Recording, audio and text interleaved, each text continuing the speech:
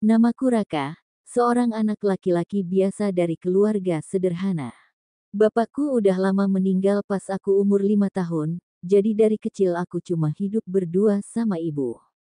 Namanya juga hidup, gak pernah mulus kayak jalan tol. Hari-hari aku penuh sama sial, sering dapet musibah, kecelakaan kecil, sampai hal-hal aneh yang kadang bikin aku mikir apa aku ini orang sial atau memang takdir aku kayak gini. Dari kecil aku sering dibully sama temen-temen di sekolah. Kalau nggak diejek, dikerjain, dijebak, atau dilempar-lemparin barang. Aku inget banget waktu SD, pas lagi pelajaran olahraga, ada anak yang sengaja narik celana aku pas lagi lari muterin lapangan. Semua orang ketawa ngakak, aku cuma bisa nangis nahan malu. Tiap aku ngadu ke guru malah dibilang cengeng, dan kalau ngadu ke ibu, beliau cuma bilang, sabar ya nak, Allah sayang sama orang yang sabar. Kalimat itu kayak jadi mantra yang selalu ibu ulang-ulang tiap aku dapat masalah.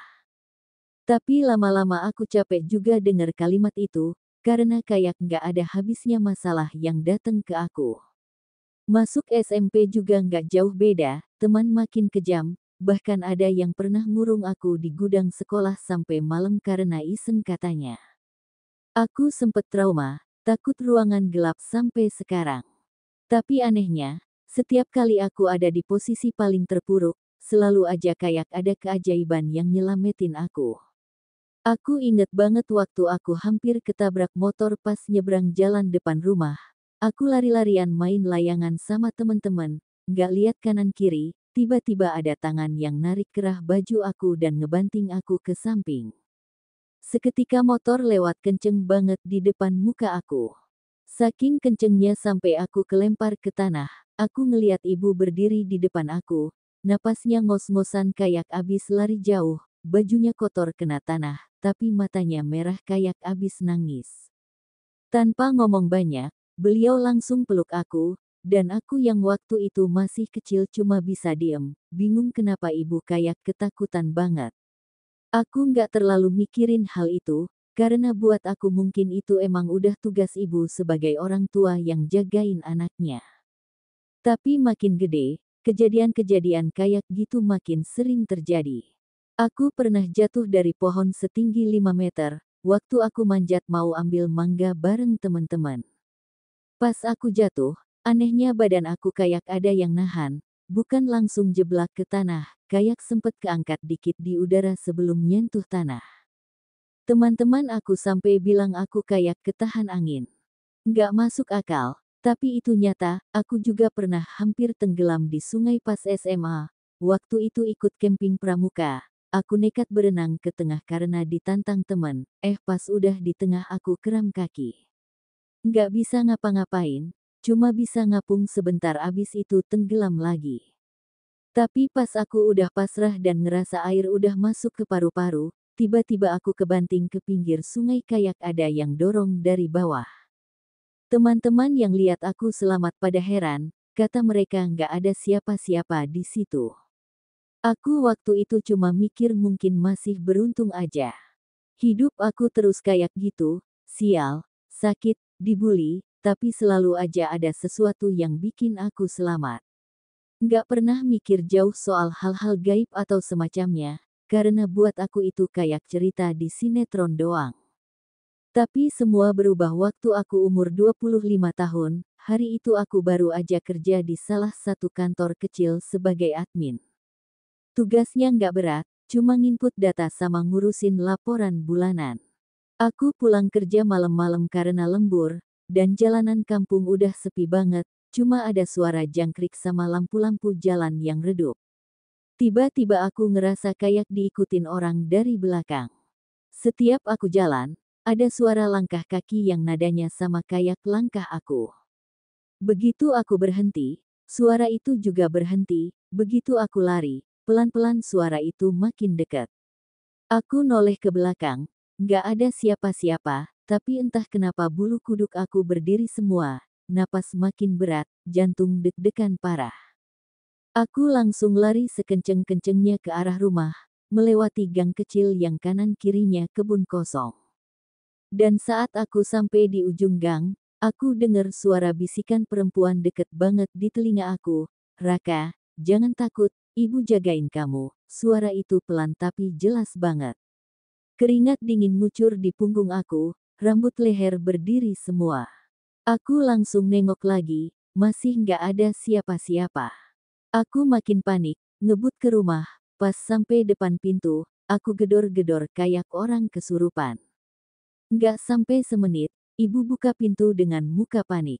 Beliau langsung narik aku ke dalam rumah, meluk aku erat banget, sampai aku ngerasa aneh. Ibu nggak pernah selebay itu peluk aku sebelumnya, napasnya juga ngos-ngosan, seakan-akan dia baru lari dari tempat jauh. Aku waktu itu terlalu takut buat cerita soal apa yang aku alamin. Aku cuma diem, ngedekem di kamar sampai pagi sambil mikir, apa sebenarnya yang terjadi malam itu. Semenjak kejadian itu, aku mulai sadar, ada sesuatu yang selama ini ibu sembunyiin dari aku.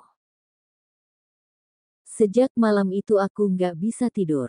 Bayang-bayang suara bisikan perempuan itu terus muter di kepala. Jelas banget dia bilang, Raka, jangan takut, ibu jagain kamu. Aku sampai hafal nadanya. Setiap aku merem, suara itu kayak muncul lagi, pelan di telinga. Aku jadi parno sendirian di kamar. Ibu juga kayak beda, sejak malam itu beliau makin sering ngeliatin aku diam-diam. Kadang pas aku lagi makan, aku lihat ibu ngeliatin dari pintu dapur. Pas aku toleh, dia pura-pura sibuk. Aku makin curiga ada sesuatu yang dia sembunyiin. Sampai suatu pagi, pas aku mau berangkat kerja, aku lihat ibu lagi ngelipet baju di ruang tamu. Tapi yang bikin aku kaget, di samping lipatan baju ada benda aneh. Selembar kain putih kusam, kayak bekas kain kafan warnanya kecoklatan. Di tengahnya ada bekas bercak merah kecoklatan kayak darah kering. Aku refleks langsung nanya, Bu, ini kain apa? Ibu kaget, matanya langsung berubah takut. Cepet-cepet dia ambil kain itu dan bilang, udah jangan dipegang, itu bukan buat kamu.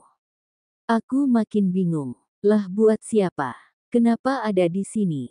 Tapi ibu cuma diem, matanya merah kayak mau nangis, terus bilang, udah nak, jangan tanya-tanya dulu. Nanti aja kalau waktunya. Jujur ya, aku bukan anak penakut, tapi sejak malam itu suasana rumah jadi beda. Tiap malam hawanya berat, kayak ada yang ngeliatin dari pojok kamar. Lampu kamar aku nyalain terus, nggak berani matiin. Bahkan suara-suara aneh mulai sering kedengeran, kayak langkah kaki di atap, suara bisikan di deket jendela, padahal aku udah yakin rumah cuma berdua sama ibu. Sampai puncaknya, 3 hari setelah kejadian itu, pas aku pulang kerja jam 11 malam, aku lihat ibu nggak di rumah. Padahal biasanya jam segitu beliau udah tidur. Aku cari ke dapur, nggak ada. Ke ruang belakang, kosong. Perasaanku makin nggak enak. Akhirnya aku mutusin buat cari keluar. Aku keluar rumah, jalan pelan-pelan lewat gang sempit. Lampu jalan udah banyak yang mati. Aku jalan ke arah belakang rumah, ke kebun kosong yang jarang dilewatin orang. Dan di situ aku lihat ibu. Beliau berdiri sendirian di depan rumah kosong tua yang udah lama nggak ditempatin orang. Tangannya megang sesuatu kayak botol kecil sama buntelan kain putih yang kayaknya benda yang aku lihat kemarin pagi. Aku ngumpet di balik pohon, penasaran. Dari jarak segitu aku denger ibu komat kamit, bacain sesuatu yang aku nggak ngerti. Tiba-tiba angin kenceng banget muter di sekitar situ, daun-daun beterbangan, hawa jadi dingin kayak malam mau hujan. Jantung aku deg-degan, mau kabur tapi kaki kayak ditahan. Sampai akhirnya aku dengar suara perempuan tua dari dalam rumah kosong itu, udah bu, jangan repot-repot, anakmu bakal tetap jadi tumbal. Aku langsung lemes denger itu. Siapa yang ngomong? Apa maksudnya tumbal? Ibu diem, terus suaranya tegas banget, selama saya masih hidup, gak akan ada yang bisa nyentuh anak saya. Abis itu suasana langsung hening, angin berhenti, daun-daun diem. Ibu nampak ngos-ngosan, pelan-pelan ninggalin rumah kosong itu. Aku buru-buru balik ke rumah sebelum beliau lihat aku ngintip. Aku duduk di kamar sambil nahan tangis. Malam itu aku sadar, ternyata selama ini ada sesuatu yang ibu simpen sendirian. Dia perang lawan sesuatu yang aku sendiri nggak pernah tahu. Besok paginya aku pura-pura biasa aja, sarapan kayak biasa, ngobrol kayak nggak ada apa-apa. Tapi di dalam hati aku penasaran, apa sebenarnya yang terjadi? Siapa yang mau nyakitin aku? Dan kenapa harus ibu yang ngelindungin sendirian? Aku mutusin buat cari tahu. Aku tanya ke tetangga-tetangga yang udah lama tinggal di kampung ini. Aku datengin Mbah Jum, tetangga sebelah yang udah tua dan dari dulu katanya ngerti hal-hal mistis. Pas aku tanya soal rumah kosong di belakang kebun itu, wajah Mbah Jum langsung pucat. Kamu jangan deket-deket situ, nak, kata Mbah Jum. Aku maksa, Mbah, tolong, saya pengen tahu. Soalnya saya lihat ibu saya ke situ semalam. Mbah Jum diem lama, terus pelan-pelan cerita. Katanya, dulu waktu aku kecil, ada orang yang iri sama bapakku. Pas bapak dapet rejeki gede, ada orang sirik yang ngirim sesuatu buat keluarga kami. Tujuannya buat ngambil aku sebagai tumbal. Biar hidup orang itu sukses, keluargaku harus hancur. Tapi ibu nggak pernah cerita ke siapa-siapa. Dia sendirian ke orang pintar, ke dukun kampung, nyari cara biar aku selamat. Termasuk ke rumah kosong itu, tempat orang yang ngirim santet itu dulu ngelakuin ritual. Aku langsung lemes denger itu. Selama ini aku pikir aku anak paling sial di dunia, padahal ada orang yang bener-bener pengen ngilangin aku. Dan ibu jadi tamengnya tanpa aku tahu. Malam itu aku pulang sambil nangis di jalan. Aku ngerasa bodoh, selama ini aku malah sering bentak ibu kalau dinasehatin, suka cuek, gak pernah nanya gimana perasaan beliau. Ternyata di balik semua yang aku alamin, ada orang yang jagain aku tanpa pamrih. Dan itu ibu aku sendiri. Sejak aku dengar cerita dari Mbah Jum hari itu, pikiranku nggak tenang sama sekali. Setiap malam aku susah tidur, suaranya Mbah Jum terus muter di kepala waktu dia bilang, kamu tuh dari kecil udah diincer orang, Rak. Bukan orang biasa, mereka yang punya ilmu hitam, orang yang iri sama keluargamu dulu, kepingin ngorbanin kamu biar hidupnya terus enak. Aku ngerasa kayak orang paling bodoh di dunia karena baru sekarang aku tahu semua ini. Dan yang lebih nyesek, ibu selama ini nggak pernah cerita satu patah kata pun soal ini. Padahal dari kecil aku sering ngerasain kejadian aneh, sial yang nggak masuk akal, tapi selalu aja bisa selamat di detik terakhir. Ternyata bukan karena keberuntungan, tapi karena ibu yang diem-diem jagain aku dari balik doa dan hal-hal yang aku nggak ngerti. Sorenya aku pulang ke rumah, ibu lagi di dapur nyiapin lauk buat makan malam. Aku ngeliatin ibu lama banget dari pintu, beliau kelihatan capek, kulitnya udah keriput, kepalanya dibalut kerudung lusuh, tapi senyumnya tetap sama kayak waktu aku kecil. Di situ hati aku remuk, aku ngerasa dosa banget udah sering bentak beliau, sering marah kalau diingetin soal salat atau kalau pulang malam. Ibu tuh orang yang paling sabar di dunia, nggak pernah sekalipun beliau ngeluh soal hidup, nggak pernah minta apa-apa, bahkan buat beli baju baru aja kadang lebih milih beliin aku dulu daripada diri dia sendiri. Tiba-tiba ibu nengok, nangkap pandangan aku. Raka, kenapa ngeliatin ibu gitu? Aku gugup, bingung jawab apa, akhirnya aku nekat. Aku bilang, Bu, boleh nggak aku tanya sesuatu? Tolong jangan bohong. Ibu ngelirik sekilas, senyumnya hilang, dia naruh sendok kayu di atas meja, lalu duduk di bangku kayu depan kompor. Suasana tiba-tiba hening, cuma suara detik jam dinding yang kedengeran. Aku deketin ibu, pelan-pelan aku pegang tangannya yang kasar dan dingin. Aku lihat matanya mulai berkaca-kaca, seakan-akan udah tahu apa yang bakal aku tanyain. Bu, selama ini ibu ngelakuin apa sih buat aku? Aku dengar dari Mbah Jum soal orang yang mau celakain aku, bener nggak Bu? Ibu diem, Matanya turun ngeliatin lantai, dia nggak langsung jawab. Suasana makin berat, napas aku kayak ketahan, dan akhirnya ibu mulai buka suara dengan suara pelan. Raka, sebenarnya ibu nggak pernah niat cerita ini ke kamu. Ibu pengen kamu hidup tenang, tanpa rasa takut, tanpa mikirin hal kayak gini. Tapi sepertinya kamu udah tahu semua ya. Aku angguk pelan. Mata ibu berkaca-kaca, air matanya turun. Dari kamu umur 3 tahun, nak, kita sekeluarga pernah ngalamin hal paling berat di hidup ini. Bapak kamu dulu dapat rejeki nomplok dari jual tanah warisan. Orang yang sirik sama kita, nggak suka lihat keluarga kita bahagia, dia datang ke dukun di kampung seberang. Bilangnya biar hidup dia lancar, keluarga kita harus hancur. Dan yang jadi tumbal harus anak pertama laki-laki, kamu, Raka. Dada aku langsung sesek, rasanya kayak ditonjok keras-keras. Aku nggak bisa nahan air mata langsung netes, aku liatin ibu yang sekarang udah gemeteran waktu cerita. Sejak itu kamu sering sakit, tiba-tiba demam tinggi, meriang, kesurupan, bahkan pernah hampir meninggal waktu umur 4 tahun. Kalau ibu nggak bawa kamu ke Bu Warti malam itu, kamu udah nggak ada sekarang. Bu Warti itu orang yang ngerti hal-hal kayak gitu, beliau yang bantu ibu ngelawan kiriman itu. Tiap malam ibu begadang, bacain doa, mandiin kamu pakai air yasin, naburin garam keliling rumah, bakar kemenyan di pojokan, semua ibu lakuin tanpa kamu tahu. Sampai sekarang ibu tetap ngelakuin itu, Raka.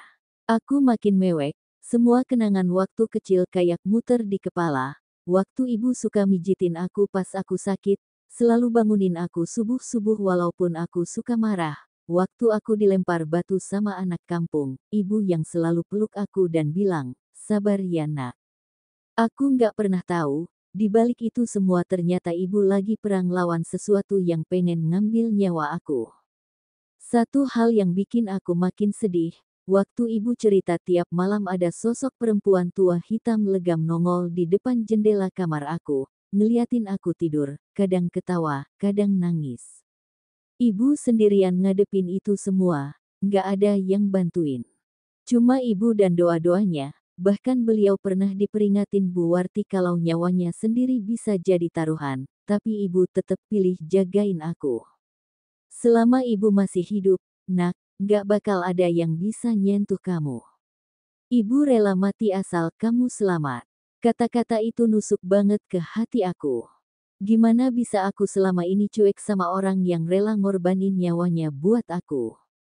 Aku peluk ibu kenceng-kenceng, nangis sejadi-jadinya di pelukannya. Ibu usap kepala aku sambil bilang, udah nak, jangan nangis, kamu anak ibu yang kuat kan. Ibu sayang sama kamu. Malam itu jadi malam paling berat sekaligus paling berharga buat aku. Baru kali itu aku ngerasain pelukan ibu yang hangat banget dan ngasih rasa aman. Semenjak malam itu aku janji sama diri aku sendiri bakal jagain ibu, bakal dengerin semua nasihatnya, bakal nurut sama apapun yang ibu mau, nggak ada lagi bentak-bentak, cuek, atau ngebantah. Setiap waktu yang aku punya, pengen aku gunain buat bahagiain ibu selagi beliau masih ada. Sejak malam aku peluk ibu sambil nangis itu, hidupku berubah total. Aku jadi lebih dekat sama ibu, tiap pulang kerja selalu sempetin duduk di ruang tamu sambil dengerin cerita beliau. Anehnya, sejak aku tahu semuanya, suasana rumah makin kerasa berat. Kayak ada hawa aneh yang gak kelihatan tapi bisa bikin badan merinding. Malam-malam sering kedengeran suara ketukan di jendela kamar, padahal jelas-jelas gak ada siapa-siapa di luar. Kadang suara langkah kaki di atap rumah, atau suara bisikan perempuan yang manggil-manggil namaku pelan-pelan. Awalnya aku pikir itu halusinasi, tapi pas aku tanya ke ibu, wajah beliau langsung pucat. Kamu denger juga ya, nak? Katanya pelan. Aku cuma angguk, jujur udah mulai takut, tapi berusaha kelihatan berani.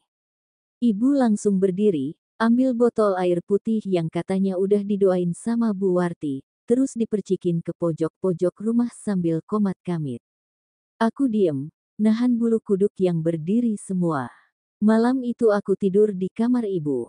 Aku nggak peduli dibilang anak kecil, yang penting bisa deket ibu.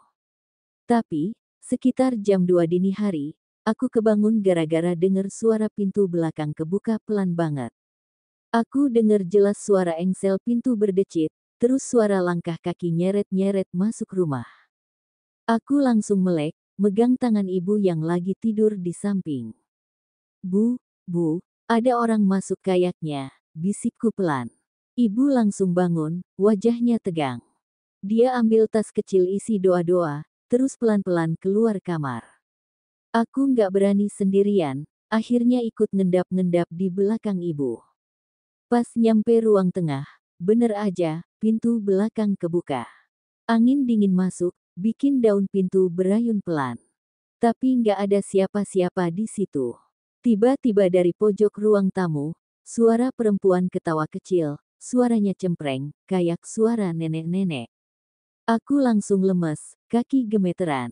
Ibu maju beberapa langkah, ngeluarin botol kecil dari tasnya, terus nyeburin air ke arah suara itu. Seketika suara ketawanya hilang, tapi hawa dingin masih kerasa. Ibu langsung tutup pintu rapat-rapat, terus balik ke kamar. Aku yang masih syok nanya, "Itu siapa, Bu?" Ibu diem lama, terus pelan jawab, "Itu yang dari dulu nyari kamu, Nak. Tapi tenang, selama ibu masih hidup, dia nggak bakal bisa nyentuh kamu." Aku makin merinding. Ternyata ancaman itu masih ada. Besok paginya, aku tanya ke ibu apa sebenarnya yang mereka mau. Ibu bilang, orang yang dulu ngirim santet itu belum nyerah. Dia tetap pengen aku jadi tumbal biar rejeki keluarganya nggak putus.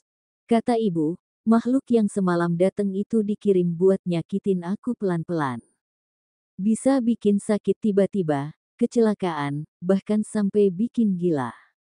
Dulu ibu pernah hampir dibunuh sama kiriman itu, kata ibu pelan. Aku kaget, serius Bu? Ibu angguk, cerita kalau waktu aku umur 7 tahun, pernah tengah malam tiba-tiba ada ular hitam gede banget masuk rumah. Padahal semua pintu jendela udah ketutup. Ular itu langsung ngejar ibu, tapi anehnya nggak nyerang aku. Ibu kejar-kejaran sambil bawa sapu lidi, sampai akhirnya berhasil dipukul sama Bu Warti yang tiba-tiba datang waktu itu. Dari situ Bu Warti bilang, kiriman itu dikirim bukan buat ibu, tapi buat aku. Tapi ibu yang ngambil alih semua kiriman itu biar nggak nyentuh aku. Dengar cerita itu aku makin sesek, perasaan bersalah makin numpuk. Seumur hidup aku nggak pernah tahu ibu ngelakuin semua itu sendirian. Tanpa ngeluh, tanpa minta balas. Tiap hari ngelawan hal-hal gaib yang nggak bisa dilihat orang. Bahkan kadang sampai dipandang aneh sama tetangga. Ada yang bilang ibu tukang ilmu hitam, ada yang nuduh ibu pelihara tuyul. Padahal ibu lakuin semua itu buat aku. Malamnya aku putusin buat jagain ibu. Aku beli minyak wangi, beli garam, tanya-tanya ke Bu Warti soal doa-doa buat pelindung diri. Aku nggak mau diem aja. Aku bilang ke ibu, mulai malam ini aku jagain ibu. Biar kalau ada apa-apa aku ikut ngadepin. Ibu senyum, matanya berkaca-kaca, terus peluk aku. Ibu seneng denger kamu ngomong gitu, Nak. Tapi inget ya, jangan pernah benci sama orang yang ngirim ini. Biar Allah yang balas. Kata-kata itu nusuk banget. Dalam hati aku masih pengen marah, tapi aku ngerti maksud ibu. Ibu nggak mau hati aku dipenuhin dendam. Malam itu aku sama ibu salat bareng, terus wirid sama-sama sampai ngantuk. Suasana rumah pelan-pelan mulai lebih tenang, walaupun ancaman itu masih ada, aku udah nggak takut kayak dulu. Karena sekarang aku sadar, aku nggak sendirian. Aku punya ibu, perempuan luar biasa yang udah jadi tameng hidup aku dari kecil sampai sekarang. Dan aku janji, mulai malam itu, aku bakal jadi pelindung ibu kayak dia ngelindungin aku selama ini. Setelah malam itu, aku pikir semua bakal jadi lebih tenang karena aku udah mulai ikutan jagain ibu, bantu baca doa, tabur garam, sama siram air doa di sekeliling rumah tiap sore. Tapi ternyata aku salah banget, baru 2 hari suasana tenang, malam ketiga gangguan itu balik lagi.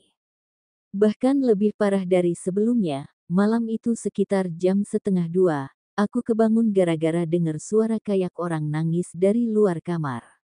Suaranya pelan, serak, dan jelas banget kayak suara perempuan tua.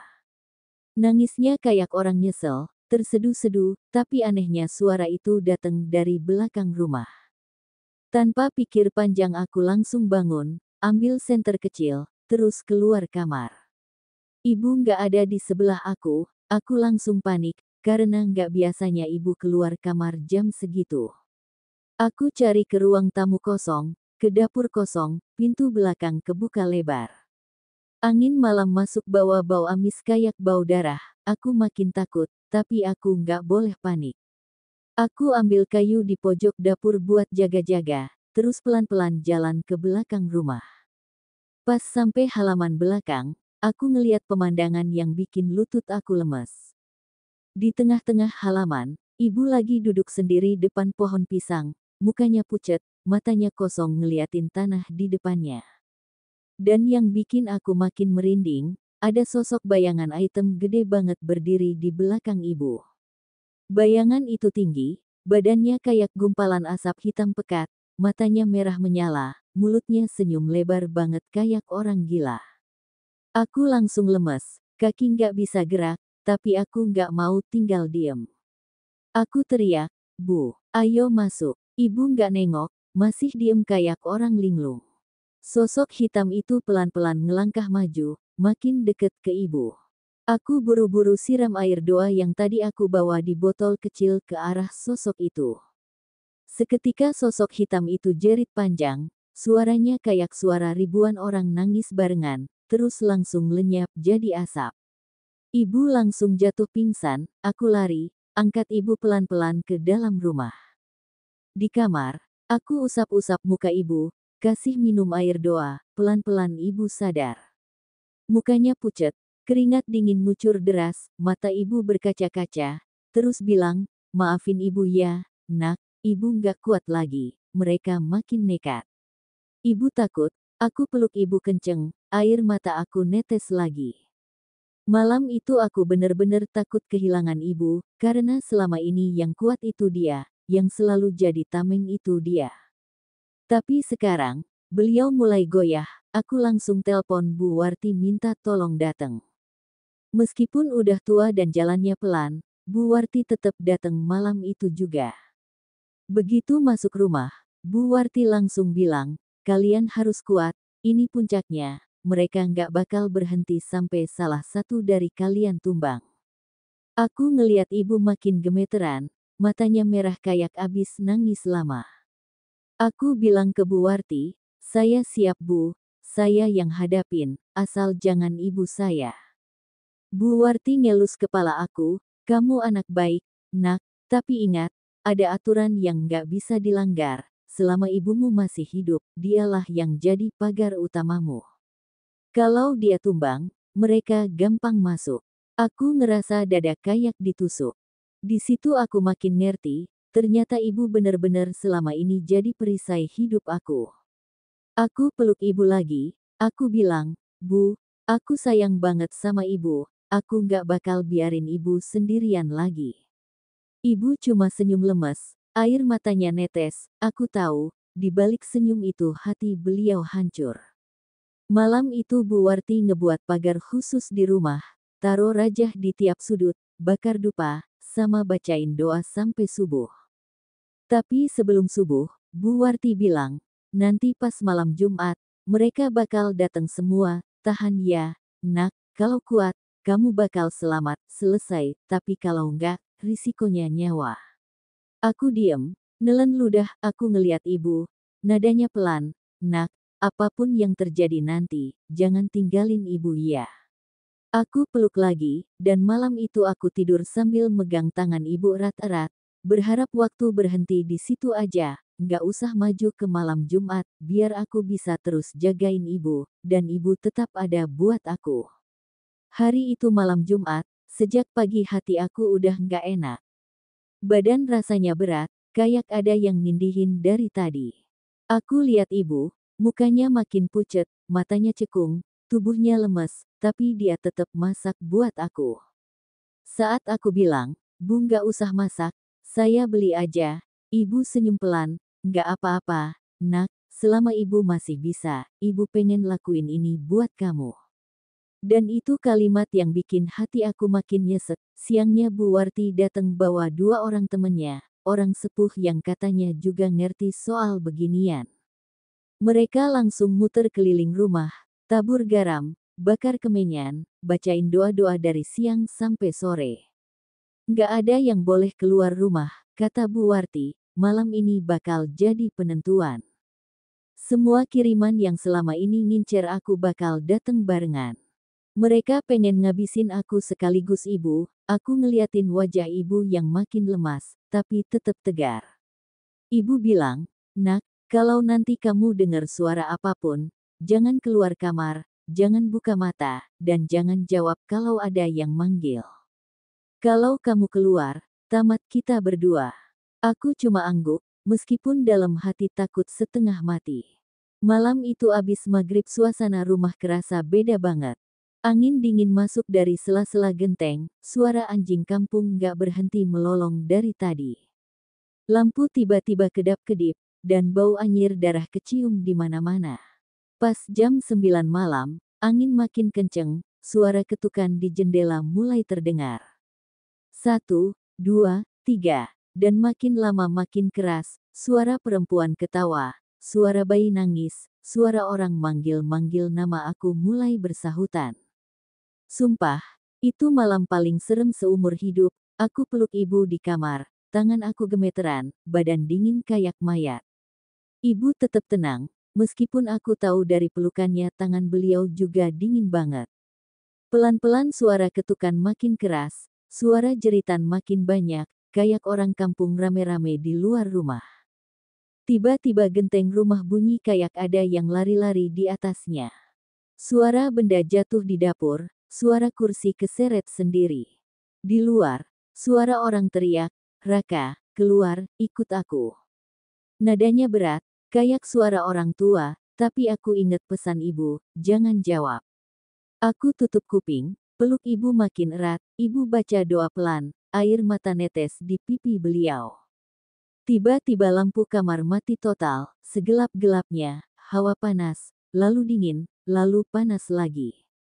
Mendadak, sesuatu kayak merayap di kaki aku, suara ketawa perempuan tua deket banget di telinga aku. "Anak ini buat aku, udah waktunya." Aku jerit pelan, peluk ibu makin erat. Tapi ibu langsung ambil air doa di botol kecil, siram ke pojokan kamar. Teriakan panjang keluar dari kegelapan, lalu lampu nyala sebentar. Ibu peluk aku erat, "Sabar, nak, sebentar lagi." Bu Warti dari luar kamar teriak, "Tahan, Bu. Bentar lagi selesai." Tiba-tiba dari arah pintu kamar, sosok hitam gede banget masuk, mukanya rusak, matanya merah, mulutnya nganga penuh darah. Bau busuknya bikin muntah, tanpa mikir, aku pegang tangan ibu. Aku peluk sambil baca apa aja yang aku hafal. Allahu Akbar, astagfirullah. Ibu lempar air doa ke arah makhluk itu, teriak, "Atas nama Allah, pulang ke asalmu." Makhluk itu nyeringai, lalu tubuhnya meledak jadi asap hitam tebal, suara teriakannya kayak 1000 orang kesakitan barengan. Angin besar muter dalam kamar, benda-benda jatuh, kaca jendela pecah. Aku peluk ibu makin kenceng, air mata aku netes terus. Akhirnya suasana hening, angin berhenti, suara ketukan hilang, bau anyir hilang total. Lampu nyala lagi, Bu Warti masuk ke kamar, ngelus kepala ibu, "Selamat, Bu, selesai." Aku langsung jatuh sujud, nangis kejer, ngerasa kayak lepas dari neraka. Ibu peluk aku sambil nangis juga, malam itu bener-bener jadi malam pembebasan. Bu Warti bilang, orang yang selama ini ngirim santet ke keluarga kami udah meninggal kemarin sore. Dan kiriman yang semalam dateng itu kiriman terakhir, kiriman yang tadinya disiapin buat ngabisin aku sebelum orang itu meninggal. Karena si pengirim udah mati, semua kiriman ikut musnah, kata Bu Warti. Saat itu aku diem, lemes campur lega, tapi hati aku hancur karena aku lihat ibu nggak kuat lagi. Beliau makin lemes, badannya dingin banget, ibu peluk aku, bisik pelan, "Nak, sekarang ibu udah tenang, kamu jangan tinggalin salat, jaga diri baik-baik, ibu sayang kamu." Air mata aku langsung tumpah, aku peluk ibu, cium tangannya berkali-kali. Tapi ibu malah senyum, matanya pelan-pelan merem, malam itu ibu tidur dalam pelukan aku. Dan untuk pertama kalinya, rumah kami benar-benar tenang tanpa gangguan apapun. Sampai subuh, aku nggak berani lepasin tangan ibu. Pagi harinya, ibu bangun, meskipun badannya masih lemah. Tapi senyumnya lebih cerah dari biasanya. Sejak hari itu, rumah kami aman. Ibu sehat, meskipun butuh waktu buat pulih, aku lebih dekat sama ibu.